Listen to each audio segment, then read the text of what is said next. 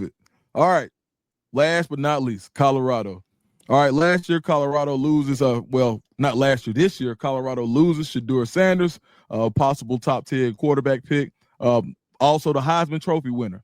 Is there a world where Colorado is better this year than last year? There is a world. It'd be tough to see. I mean, I don't think anyone's touting that. I don't think anyone will predict that. However, the Big 12 is wild. The Big 12 is a wild conference. And so, when you're thinking about this stuff, you have to think about Colorado or anyone else out there within the framework of the conference they play in.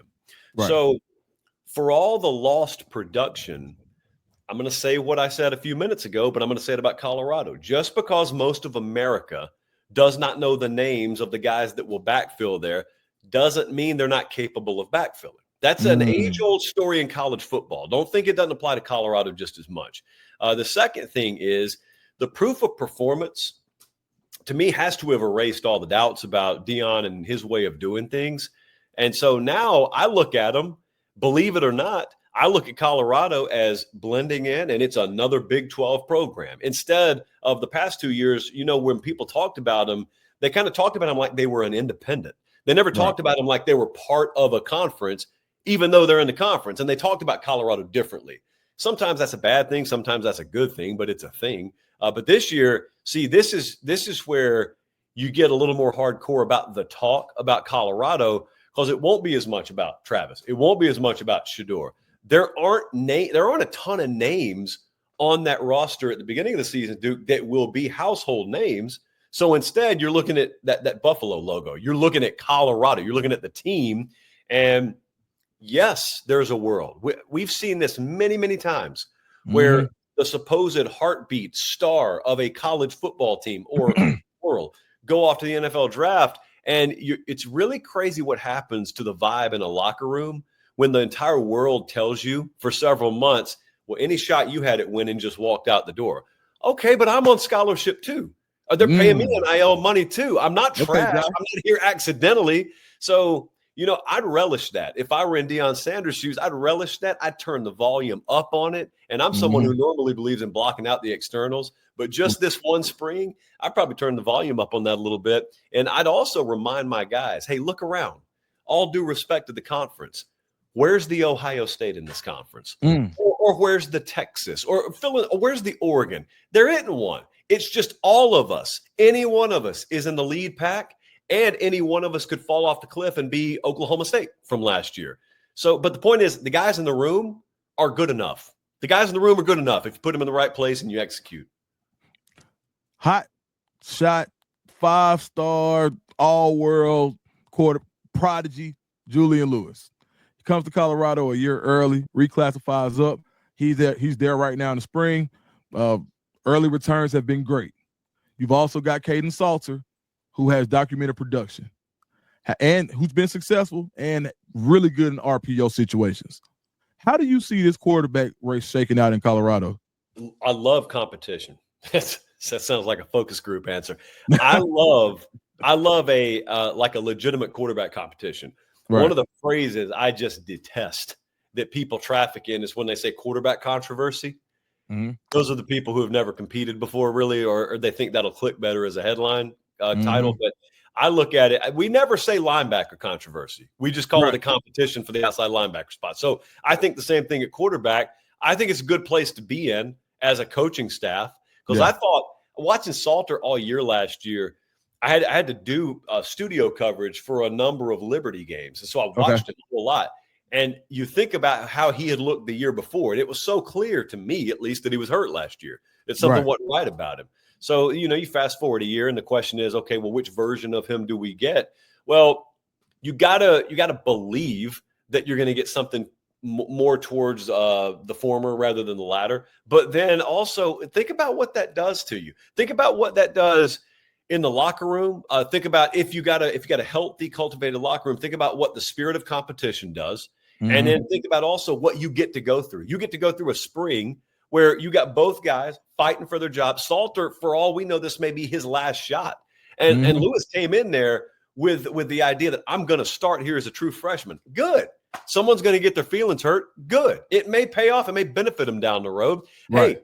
Hey, there's a guy that just won the Super Bowl named Jalen Hurts. He got benched one time and then had to come back in the next year. And what's so wild to me about Jalen Hurts, and I would show everyone who finished number 2 in a job this clip, is not only did he get benched in the title game, everyone remembers that. Not only did Tua start the next year, everyone remembers that too, but he didn't transfer to Oklahoma the next year. He stayed at Bama, stays the whole year, develops, works his tail off in the shadows over there, out of the spotlight. And then when Tua goes down in the SEC title game, Jalen Hurts comes off the bench. And the wild part, Duke, was he looked better as a passer than at any point in his career, which means he got bad news, dealt with it the way only about 1% of humanity would deal with it. And because he's just wired different, it made him better. And then you know the rest of the story. So you always, if I'm a coach, again, I know someone's going to finish number 2. And it could be my true freshman. And then you learn how he's going to process it. I don't know how that's going to go, but let's just say he loses that competition. Well, then you find out how he's going to process it. And what a blessing Jalen Hurts is to have around us as a story, because you don't even have to speak in hypotheticals. You just point, hey, you know where Philadelphia is? Do you know where Norman, Oklahoma is? You know where Tuscaloosa is? You know where Channelview, Texas is? I got a guy that progressed in all those stops, and it didn't look like this. It wasn't linear. It was up and down and up and down and up and down. And just welcome to real life. In major competition, this is what real life is like. Deion's going to have that talk with one of his players. Speaking of Deion or Coach Prime, Deion Sanders year 2, they get 9. Nobody really predicts that last year. I don't know anybody, especially national media pundits, who thought that Colorado was going to win 9 games last year. Outside looking in, what was your opinion of Coach Prime's year 2 in Colorado? Yeah, it was one of the stories of college football. I'm going to tell you what I thought, only because we've never seen anyone do it like this before. What I thought is going to the Big 12 was going to be a nightmare for them. Not because it's loaded with first-round talent on all the rosters. It's the opposite. But see, here's the thing. The Big 12 knows what it is. Those programs know none of us recruit in the top 20 or top 25 or top 30. You know, over the past 4 years, there's not a single program in the Big 12 that's averaged being in the top 30 in the recruiting rankings. Wow. So what that means is they all know that. They're not counting on the 5-star future first-round NFL draft pick. And if one of them's got one, that's the exception to the rule. So what they got is they got a lot of 4th and 5th year players who are lifelong culture program guys that probably know their career ends after they get done playing for that program.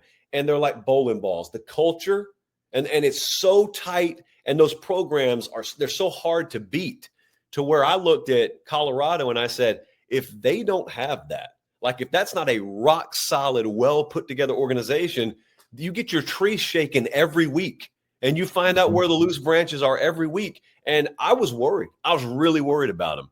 I thought their record would be better than the first year, but 9 wins, I would have laughed had you told me that in the early part of the season. But then when you started to watch them, I think back to the Baylor game. That Baylor game, that ending was wild. And I thought to myself, my worries were unfounded. Because if my worries were correct, they don't win that kind of game. They're not in that kind of game. I mean, Baylor played a good game that day. Then you just see them keep on going. I think it was one of the stories. I think it's been one of the stories in college football. But last year especially, man, that was special. Coach Prime has a really different model when it comes to recruiting. We come from that world where we have to pay a really, really heavy amount of attention to recruiting. And Coach Prime is like, look, I got to do it my way. This is how it works for me. This is the job that I was given, and I have to do it the best way I see fit. Do you, in such a monkey see or a copycat industry, do you see other schools trying to take on his model, which is go heavily in the portal and then only recruit guys on the high school level that you think can help you immediately? You know, to me, honestly, the answer is no, because I think most coaches who are worth anything are aware enough to look in the mirror and be able to say, I'm not him. There is a magnetic quality there. He's one of one, and there's a way he's doing things that are different, but it's all predicated on who he is. Right. And I was at Arizona State this past year for the week of the Brigham Young game. I had Kenny Dillingham on the show, and I was talking to him about his style and how, he's loose. He feels, like one of us, and yet they're winning. How are you doing this? And I also remember I asked him kind of a version of this question. Do you ever look at sort of these fire and brimstone coaches who are, ruling with an iron fist and ever think to yourself, maybe I ought to do it like that? He said, do you know how stupid I would look if I pretended to be Kirby Smart or I pretended to be Nick Saban?